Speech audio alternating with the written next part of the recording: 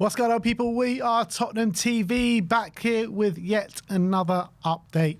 Very much goalkeeper focused today, as we're going to start off talking about Guillermo Vicario. Reports in Italy from La Gazzetta dello Sport say that Vicario has now reached full agreement to join Inter Milan on wages and terms of contract. Now it's up for the two clubs to negotiate a fee. Inter feel that the price will be significantly lower if Spurs do get relegated and are waiting till the end of the season to enter into negotiations with Tottenham. Smart. So they're Inter Milan. They're in the boardroom there, hoping for Spurs to get relegated. God, we've got teams in other countries now hoping and praying that we get relegated. So they get But we cheaper said deals. this, didn't we? The vultures will start to circle. yeah. So we've got a lot of players here will make it, at good European clubs. So it doesn't surprise me at all. No, it doesn't surprise me in the slightest. In terms of Vicario, for me, it's no smoke without fire when it comes to this kind of stuff. I believe it. I know Gazzetta dello Sport, they can have a mixed record, but I kind of feel like there's something to it. Obviously, we've heard the reports about Vicario and Inter Milan for months now, and with the situation Tottenham are in, also the fact that he might feel like the form that he's been in, a lot of the criticism he's been getting, whether unjustly or justly, he might feel like he's unfair. He probably feels, given his first 2 years at the club, he should have more trust within the club and the fan base, to be their keeper. And obviously, he's become a big part of the leadership group. He's, taken a lot of responsibility, one of the big leads in the room, in the dressing room. But it's almost as if a lot of the fans don't trust him. I mean, within the club, it seems to be a willingness to sell. So from his point of view, he's like, look, if I want to be, my ambitions are, challenging for Italy's number one, and I want to feel the love again, maybe he needs to move back. And Inter Milan's a very good team as well. And obviously they've been challenging for titles. They're going to win the league again, aren't they? Yeah. And they've been challenging for titles for the last 4 or 5 years. Champions League final. So from his point of view, it's a good opportunity, isn't it? Yeah, look, I feel like he will suit Inter Milan more than he suits Tottenham.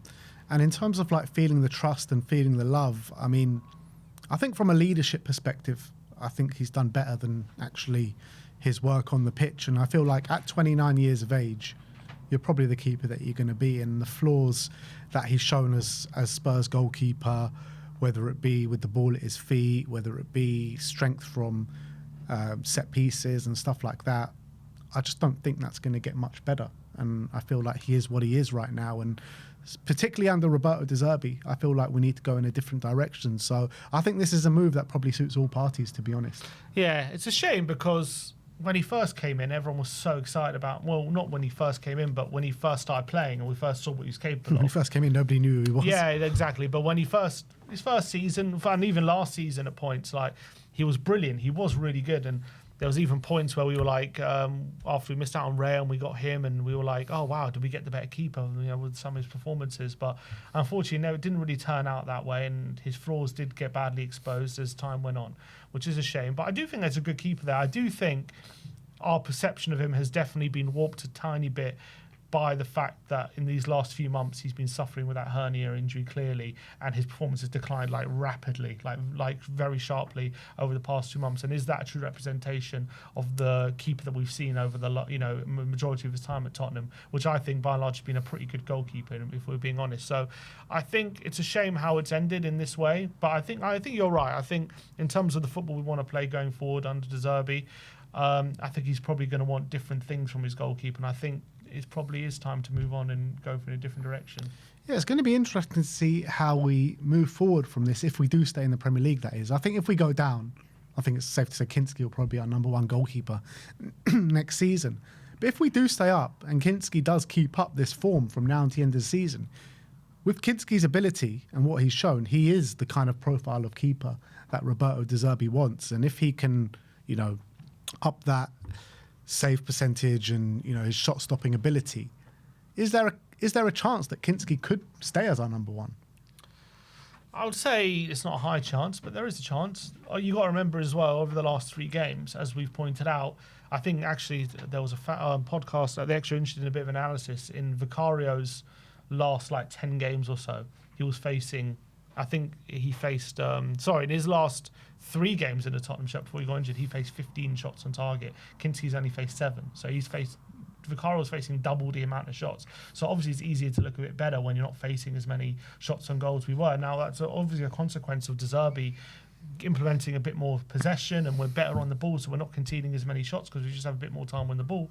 So I find it hard to judge Kinsky right now in terms of whether he's good enough to be number 1, not to take away anything from him, that he's been great and he hasn't really put a foot wrong since he's come back in, and he's the reaction to what happened to him that night in Madrid and the way he's come back from that's really impressive.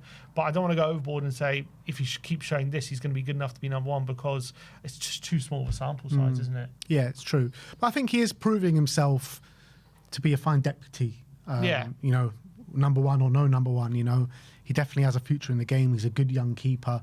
And I think we've seen that throughout his Spurs career so far. Obviously, his debut against Liverpool was fantastic, but he's definitely shown flaws in his game up until then. And now he's going through his best moment in a Spurs shirt so far. So if it was up to me, I think I'd probably still continue to look for a goalkeeper come next season to be our number 1. But if we are in the Championship, I think it's a good opportunity to give him kind of that number 1 and to see and to give him some experience as number 1 goalkeeper here. I agree. The only thing I'd say is, just in terms of what I was saying before, his biggest flaw that we've probably seen is his shot stopping ability. Yeah. That's the biggest thing that we have a problem with, and I just don't think that's been put to the test enough right now to know whether that's fully been resolved yet. Yeah, that's definitely true. But on Kinsky, he's got some quotes from Alistair Gold from Kinsky, the man himself, and he says, he was talking about that save against Wolves at the end, and he says, "Of course, I'm happy because it was an important moment for us, an important game. It was 5 games until the end of the season. We know that every game we need to get the points, as much as possible. And of course, we did it, and we got the 3 points. We want to continue in the next games. For the save, I am happy because it was a good moment at the end of the game. Yeah, I just stayed calm and did what I'm supposed to do. Even though, you are more on the ball. At any time there can be a break and a dangerous situation. I think it's about keeping balance, being focused, and the offensive part of the game. If you have the ball 70% or something like this, and then at the back being compact and ready for any counter, I think we did it well, and especially in the first half. Second half could be better, and I think these are the things we can take into the next game. And then he goes on to say that the determination is huge. We feel we want it. The fans want it. Everyone is behind us, and we'll do everything we can. Of course, we've got ourselves into this situation, which we don't want to be, but I believe we are doing the right things to get out of it, and I believe in the quality that we have the qualities to get out of it. Determination is the right mindset. I would say that confidence, it has to be balanced no matter what the situation is, especially on the pitch during the game. So, he has to say he believes that we can get out of it. But it's also important to note that he has been nominated for Premier League Save of the Month for that save against Wolves. So big up to Anton Kinsky. But I've said it so many times, the mental strength this guy has shown to come back from that Atletico Madrid game for this run of form that he's on right now, I think is absolutely phenomenal. And it's actually, Vicario, is he back in training yet? He must be. We don't know, but we'll find out tomorrow. But I think there's been some training videos that he hasn't been included in, but we'll have to wait and see. It'll be interesting to see on Sunday if he is fit, or if De Zerbi says he's fit on Friday, whether he does go back to Vicario or does Kinsky keep his place. Because he's done nothing to suggest that he should come out of the team. Mm-hmm. And because we're facing less shots as well, his ability on the ball is even more heightened, and Vicario just doesn't have that. But are we going to be facing more shots against the Villa side? Yeah, against Villa and Chelsea and all these other teams. But you'd expect him to come against Brighton. Brighton are a very good attacking side. You're right. So it's going to be an interesting dilemma he's got. I, for one, would keep Kinsky in. I think he deserves his spot. He's earned his spot. It's not like Vicario's pulling up any trees, but again, he had that hernia issue. So whether we take that into account when doing selection. But at the end of the day, for me, I think when you earn your spot like that, you should keep it up until you do something, give a reason to let you drop you. Sorry. So for me, I think he's earned his starts, and I don't think De Zerbi should drop him. And I think the way he's been playing, he should be keeping his spot, unless something bad happens against Villa. But Vicario, you got to remember, is a massive player in that dressing room. He is a leader. He is one of the more experienced players. And when he's at his best, he is probably a better keeper than Kinsky. So whether De Zerbi is just is brutal in that scenario and just goes, you know what, Vicario is my keeper, and although Kinsky's done well, being an able deputy, I'm bringing him back in, or just does De Zerbi go, look, Kinsky's earned his spot, and I'm going to go with him until he proves otherwise. It's an interesting one, because right now, in the relegation fight, there's no any room for sentiment, but then someone keeping their spot because of their performance isn't sentiment, is it? It's earning your spot. So it's interesting, what would you do if you're him?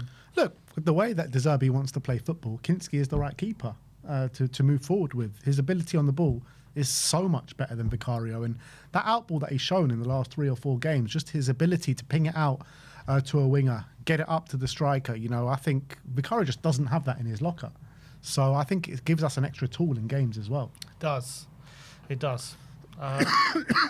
But then Vicario gives you some other stuff that Kinsky doesn't. So it's an interesting dilemma that De Zerbi's got. It's interesting right now. He's kind of like, whilst Vicario's out, it's just an easy decision, obviously, and Kinsky's been doing well, and it takes the pressure off that decision. But if Vicario comes back this weekend, it is a big decision to make, I feel. Yeah. I think it is a big decision. Which way do you think he'll go? I've got a feeling he's going to go back to Vicario, only just by the way he was speaking. This is obviously what we were discussing when he was talking about it. I hope he doesn't. I hope he keeps Kinsky in, because I think he deserves it. But I don't know. My gut's telling me he'll go back to Vicario, but I hope he doesn't.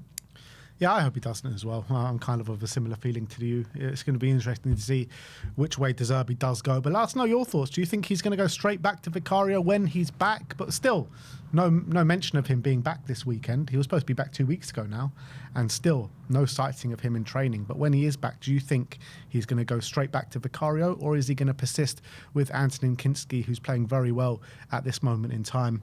It's also worth noting Javi Simmons up for goal of the month as well for his goal against Brighton. Javi Simmons.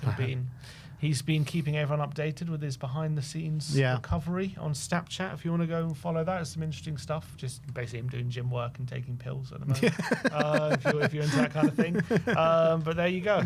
Yeah, well, that is your Tottenham update for today. Let me know your thoughts in the comment section below. Like, subscribe and comment. And as always, come on you Spurs.